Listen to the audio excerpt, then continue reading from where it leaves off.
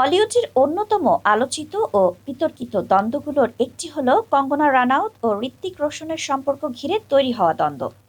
এই সম্পর্ক তিক্ততা এবং পরবর্তীকালে প্রকাশ্যে আসা কিছু বিস্ফোরক অভিযোগ বছরের পর বছর ধরেই মিডিয়া ও ভক্তদের আগ্রহের কেন্দ্রে রয়েছে, যা প্রায় সময় উঠে আসে শিরোনামে।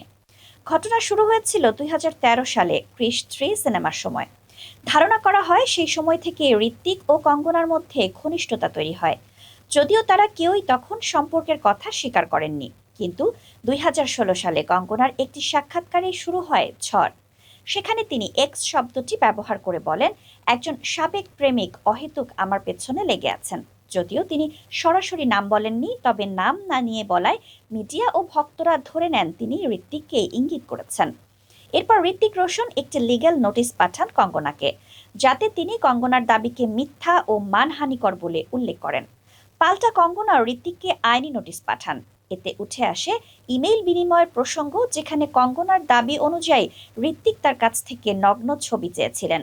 কঙ্গনার আইনজীবী জানান, কঙ্গনা ও ঋত্বিকের মধ্যে দীর্ঘদিন ধরে ইমেইলে যোগাযোগ ছিল, যার মধ্যে কিছু ইমেইলে কঙ্গনার ব্যক্তিগত ছবি চাওয়ার ইঙ্গিত পাওয়া যায়। তবে ঋত্বিক তার পক্ষ থেকে দাবি করেন, কঙ্গনা ভুলভাবে কোনো ইম্পোস্টারের সঙ্গে কথা বলছিলেন এবং সেই ইমেইল আইডিটি তার ছিল না। তিনি এমনকি সাইবার সেলে অভিযোগও করেন, যা নিয়ে তদন্ত হয়। এই পুরো প্রক্রিয়া চলাকালে কঙ্গনা বেশ কয়েকবার প্রকাশ্যে এসে ঋত্বিককে তীব্র ভাষায় আক্রমণ করেন। একাধিক টিভি সাক্ষাৎকারে ঋত্বিককে কাপুরুষ ও মিথ্যাবাদী বলেও আখ্যা দেন। সেই সঙ্গে ঋত্বিকের বিরুদ্ধে কুপ্রস্তাব দেওয়ার অভিযোগ তোলেন তিনি। অভিনেত্রী তখন প্রকাশ্যেই জানিয়েছিলেন, তার ইমেইলে ঋত্বিক নিয়মিত নগ্ন ছবি পাঠাতেন।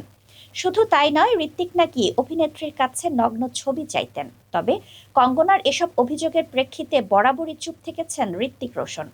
আইনি লড়াই ছাড়া কখনো প্রকাশ্যে কিংবা সোশ্যাল মিডিয়ায় কঙ্গনাকে নিয়ে কথা বলতে দেখা যায়নি এই সুপারস্টারকে।